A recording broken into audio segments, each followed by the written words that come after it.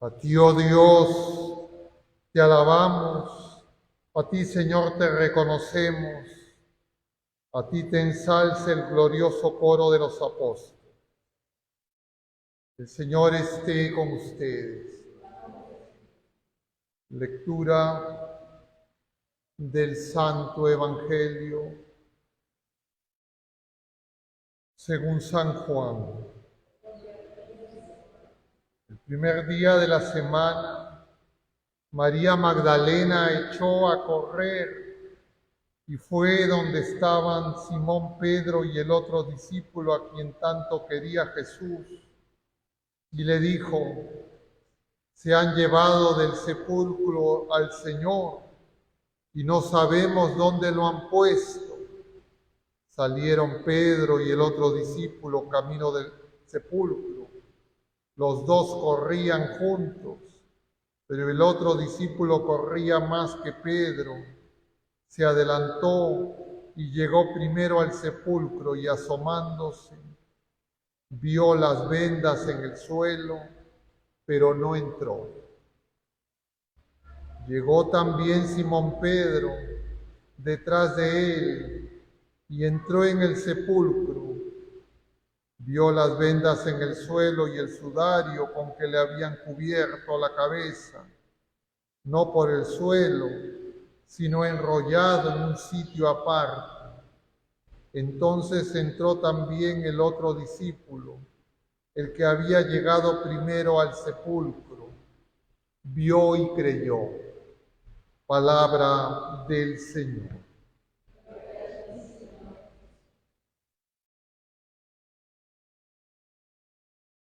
Tomen asiento un momento, queridos hermanos.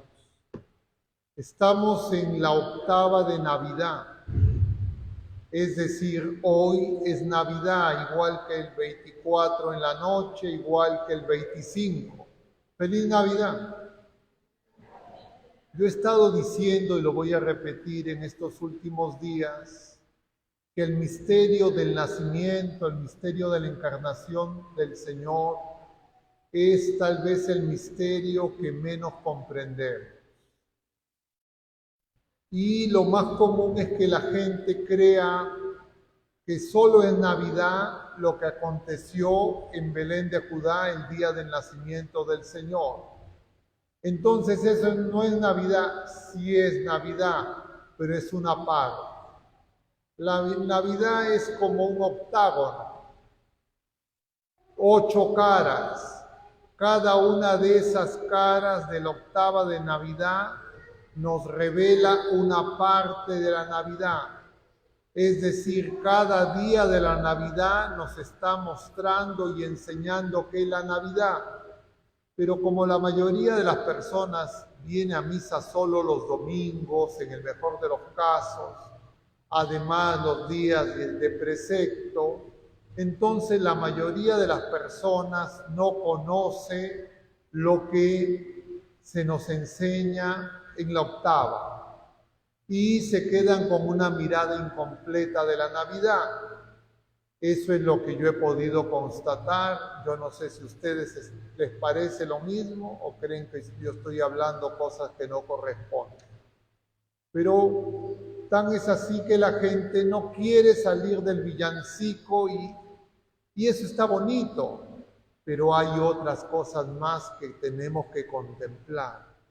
Ayer ya veíamos en la celebración de San Esteban, de un mártir, esa realidad del testimonio y qué significa el martirio, es decir, el nacimiento a la vida verdadera.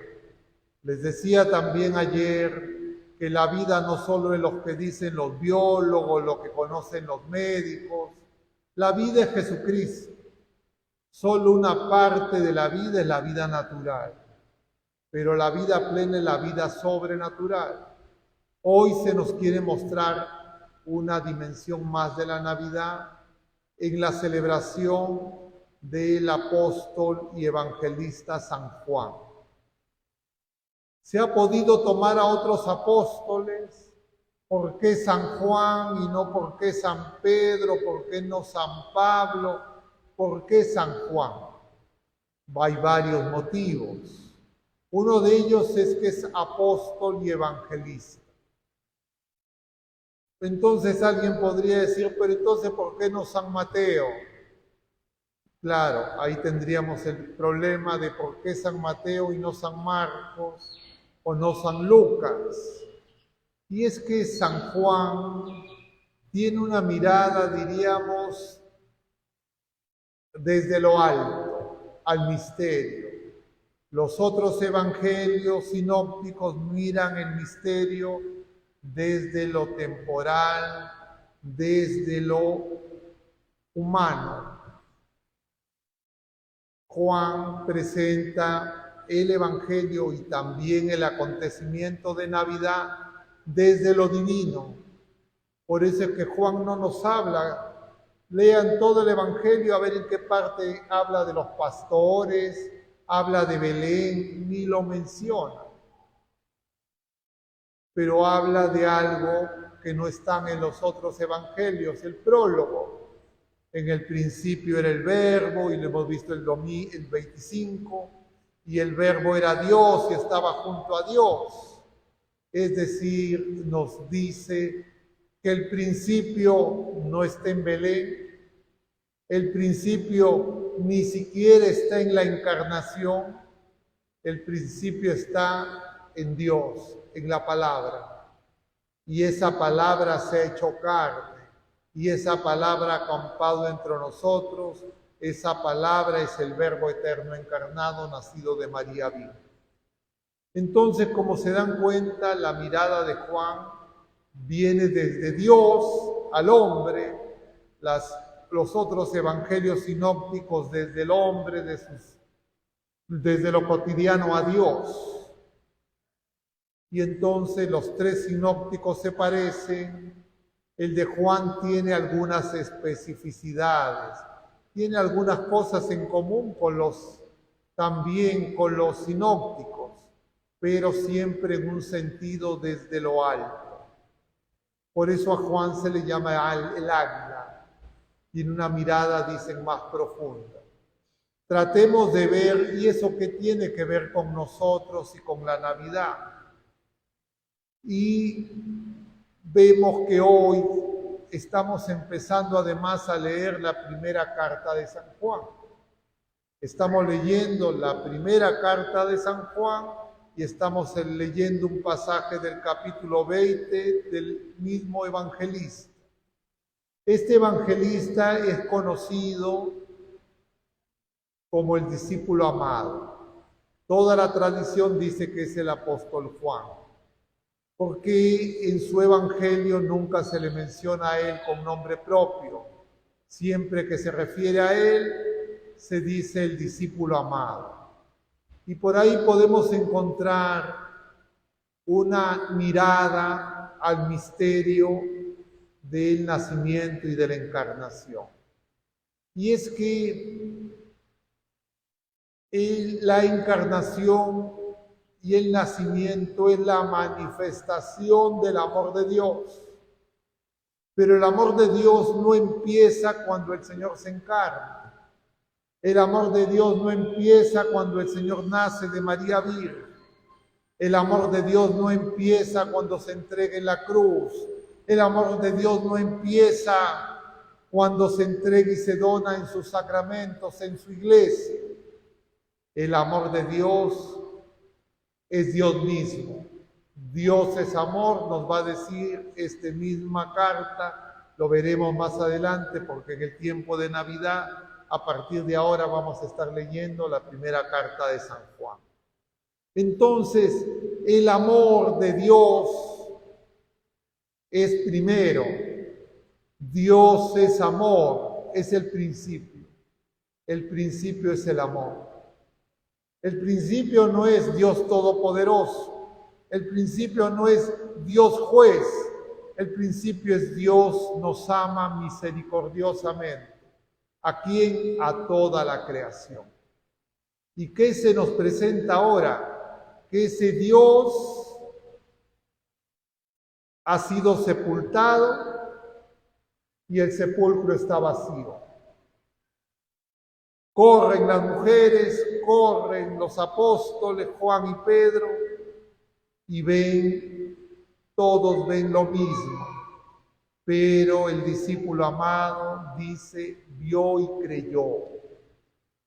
¿Qué se nos quiere decir? Porque eso mismo también dice la primera lectura, la primera carta del apóstol, que dice, lo que hemos oído, de lo que hemos visto, damos testimonio, lo que hemos palpado. ¿Qué es eso de que está hablando?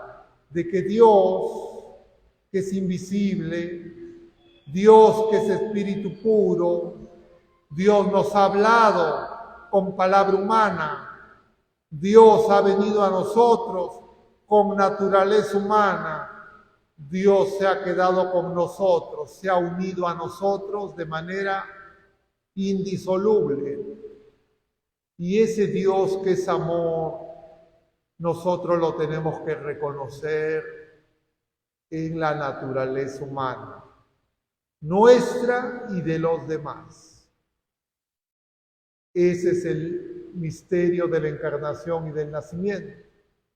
Yo les decía ya ayer que el nacimiento de Jesús terminó el día de el parto de María en Belén, en la gruta.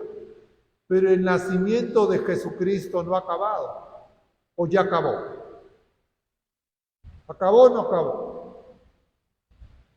¿Por qué no acaba?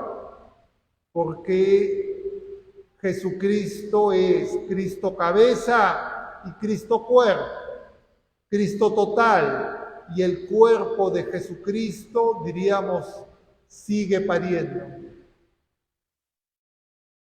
¿Qué significa eso? Siguen habiendo santos, o ya no hay ningún santo de los que están partiendo de este mundo, o ya se acabaron los santos. Siguen habiendo santos, no los conocemos, no sabemos. Todos esos santos que están muriendo ahora mismo, ayer, todos estos días, son el cuerpo de Cristo que se está formando, Cristo total, y esas personas ya han vencido al pecado y a la muerte. Nosotros, esa gestación en nosotros ya empezó, pero en nosotros esa gestación no ha terminado. Lo que veíamos ayer es que en los mártires, en los que ya partieron, en los santos, esa gestación ya terminó, pero en nosotros no. Pero nosotros en la vida presente tenemos muchas cosas, muchas realidades que no sabemos reconocer.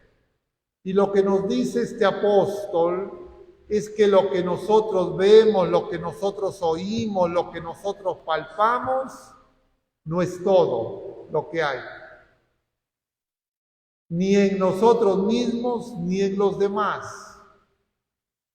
Hay una realidad misteriosa que nosotros tenemos poco a poco que aprender a ver. Y la aprendemos a ver a partir de signos. ¿Saben ustedes qué es un signo? Yo les decía a otras personas, a los médicos se nos enseña todo un año un curso que se llama semiología. ¿Qué es ese curso de semiología que se le enseña a los médicos? Es aprender a reconocer signos y síntomas de la enfermedad. Porque lo que nosotros vemos de la enfermedad no es la enfermedad misma. Nosotros vemos de la enfermedad su manifestación.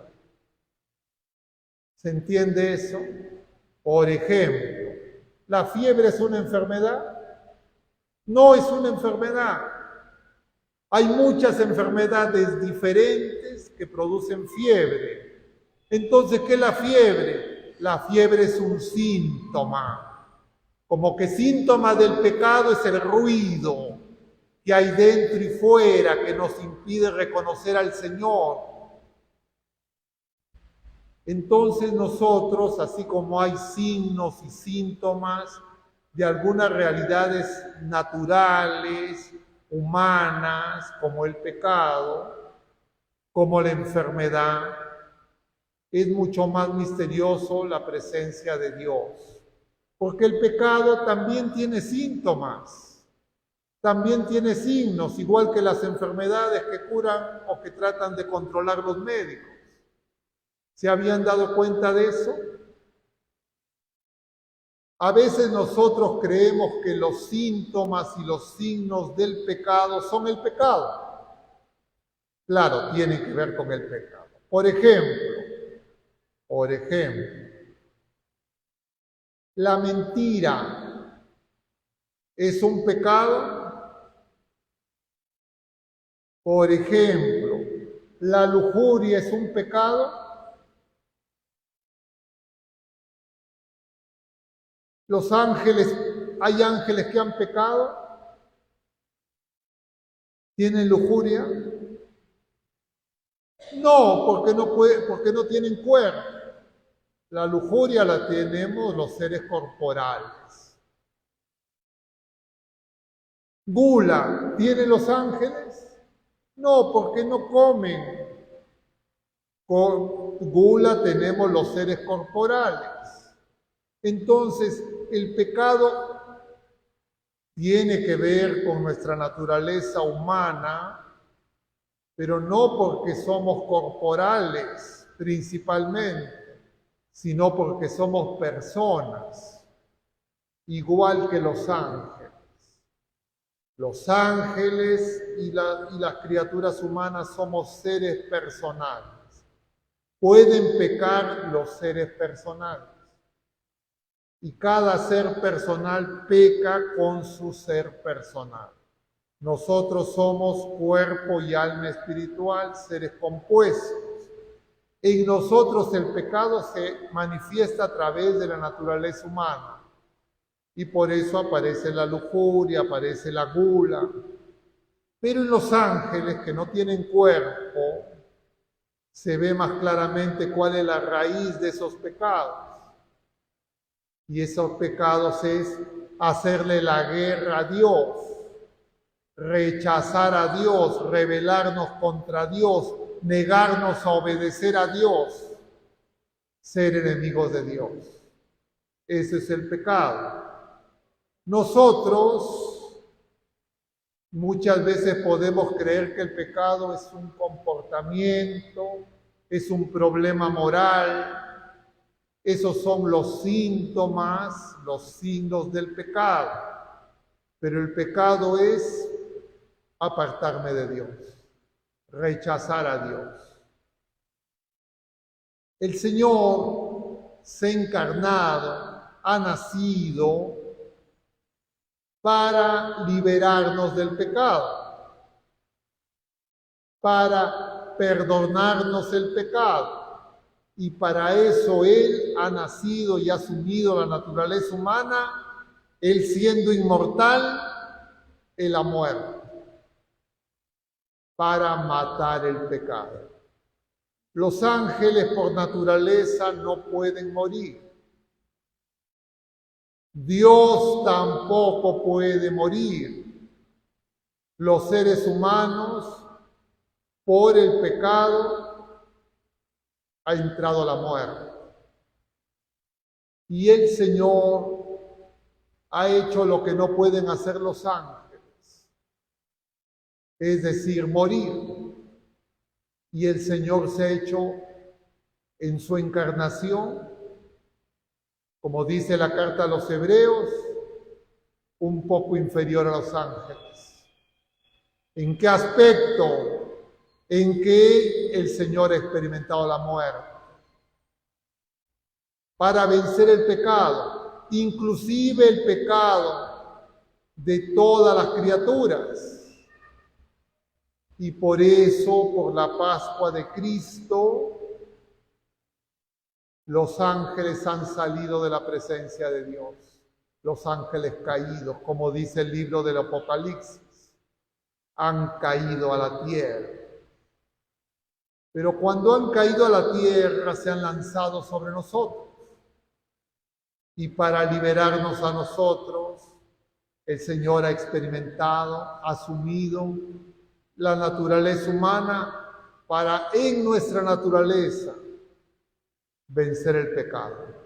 Solo Dios lo podía hacer. Y eso es su Pascua. Es decir, la Pascua de Cristo no está separada de la encarnación ni del nacimiento. Por eso es que en el nacimiento ya se ve esa humillación que el Señor ha hecho, haciendo ese viaje, abajándose hasta asumir nuestra naturaleza, hacerse pequeño el inmenso. Y entonces lo que vemos ahora es eso. Y Juan entiende eso. Juan, el Señor le va enseñando a aprender signos, a leer los signos, le hace un curso de semiología espiritual. Eso es lo que corresponde a los discípulos.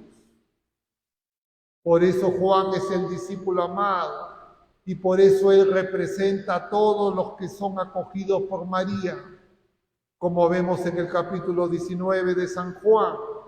Es decir, hoy día en la octava de Navidad, ¿qué se nos quiere decir? Que hay una realidad más profunda que tiene que ver con la presencia de Dios, tiene que ver con nuestras miserias y pecados humanos y que tiene que ver con esa revelación de que el amor de Dios es más grande que nuestros pecados. Porque nosotros tenemos que darnos cuenta que tenemos esa enfermedad y saber que hay un médico de cuerpos y almas, que es Dios mismo, Cristo mismo, que viene a curarnos y viene a salvarnos. Ese es el ministerio temporal de Jesucristo que no ha acabado, pero que ahora lo hace a través nuestro y con su presencia en los signos sacramentales y en los otros signos que nosotros tenemos que aprender a leer, porque cada uno de nosotros, bautizados, somos un signo. ¿Se entiende o ya se enredó todo? Y entonces, si tendríamos que decir, bueno, ya muchas cosas, ¿quién va a entender tantas cosas? ¿Qué es lo que tendría que quedarnos de este día, miércoles de la octava de Navidad? Que lo que vieron los pastores, que lo que vieron los magos, no es todo. Que hay que ver más. Y eso se va a seguir desplegando a lo largo de toda la vida terrena del Señor. Pero hay que ver más porque incluso después de su resurrección, el Señor se sigue manifestando y ya no lo pueden reconocer sus mismos apóstoles. Pero hay más. Luego de ascendido a los cielos, el Señor se ha quedado de una manera misteriosa en su iglesia, en sus sacramentos, en sus signos. Y los signos del Señor llenan todo. Si yo no aprendo a reconocer los signos de la presencia del Señor, yo lo único que voy a ver es mal por todas partes y lo único que voy a ver son obras humanas. Y voy a creer que estamos solos y voy a creer que el Señor se ha ido y nos ha abandonado.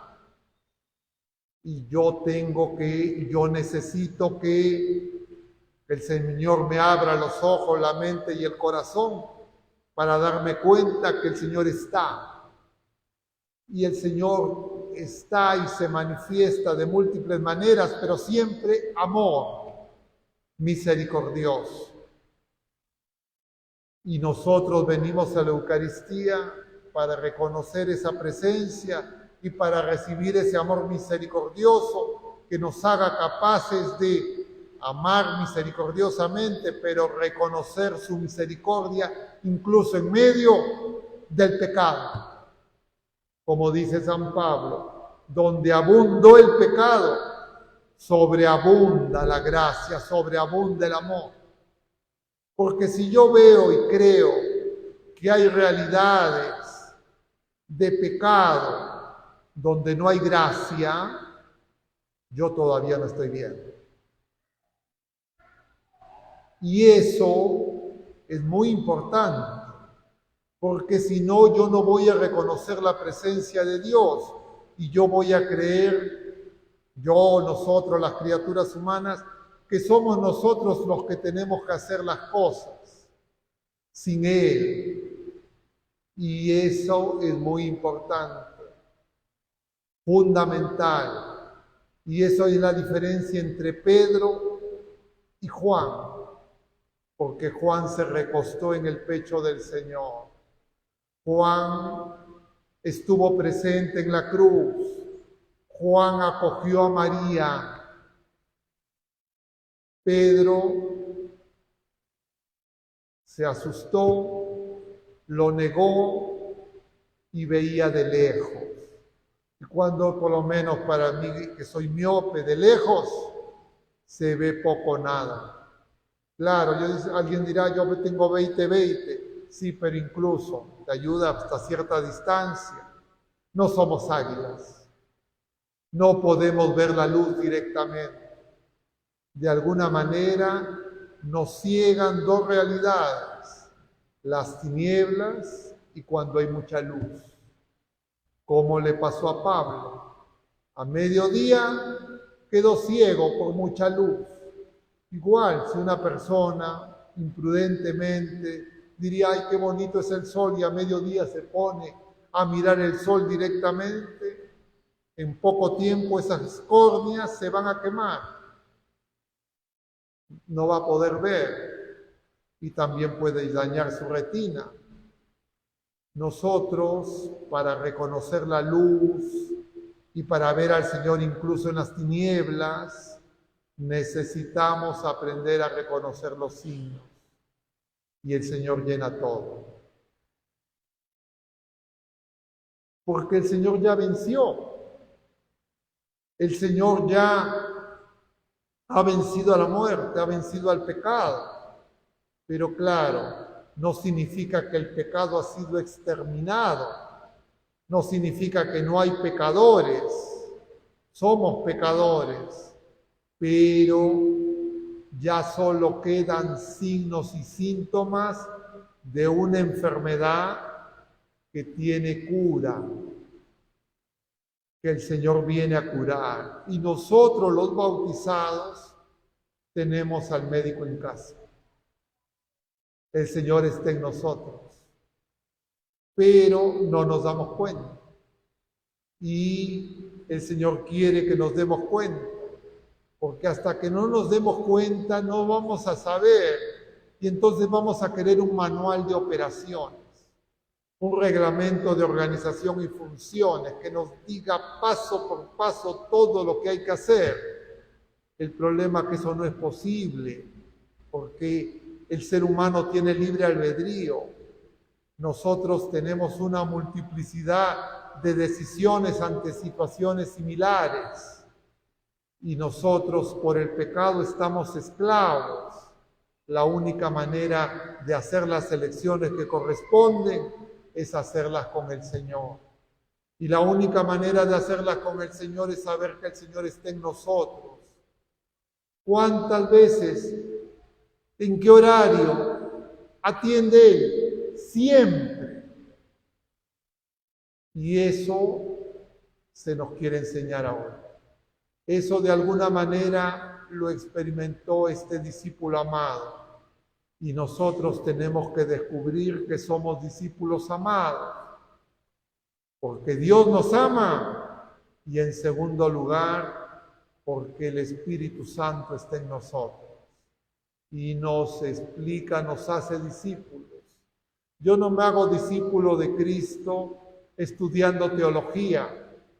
Yo me hago discípulo de Cristo dejando que el Espíritu Santo me revele la verdad de quién es el Señor y quién soy yo y quiénes son las criaturas humanas. No hay otra manera, no lo puedo reemplazar, es obra de Dios. Que el Señor nos conceda la gracia de poder vivir esta Navidad y que esta mirada que nos regalen este apóstol nos ayude cuando el Señor crea y cuando nosotros queramos ver más allá. Claro, ¿cuál es el peor ciego? El que no quiere ver. ¿Cuál es el peor sordo? El que no quiere oír. Y por eso es que nosotros tenemos que tener conciencia de que nos desanimamos, nos alborotamos, nos impacientamos, porque muchas veces creemos que el Señor está lejos. Pidamos pues a nuestra Madre Santísima que nos ayude para que podamos ser discípulos amados y que ella implore en su oración poderosa para que el Espíritu Santo nos forme como discípulos. Que así sea.